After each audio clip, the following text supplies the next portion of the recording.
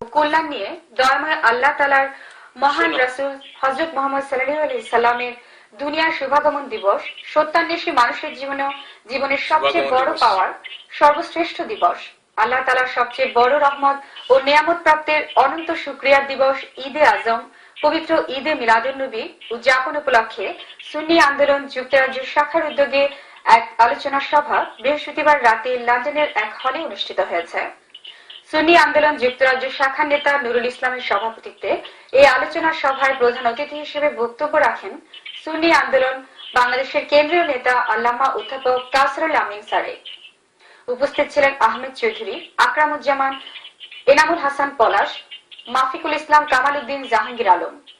সভায় উপস্থিত বক্তারা ঈদে আজম ঈদে মিলাদুন্নবীর লক্ষ্য ও তাৎপর্য ব্যাখ্যা করে বলেন, দুনিয়ায় মহান প্রিয় নবীর শুভাগমন ব্যতীত বিশ্ববাসীর জীবন অন্ধকার ও মানব জীবন ধ্বংস হয়ে যেত।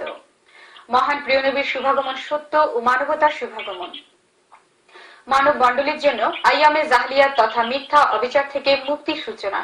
আলোচনা শেষে সালাতু সালাম ও মোনাজাত পরিচালনা করে সমগ্র মুসলিম উম্মার জন্য দোয়া কামনা করা হয়। বাংলাদেশ জাতীয়তাবাদী সামাজিক সাংস্কৃতিক সংস্থা জাসাস ইউকের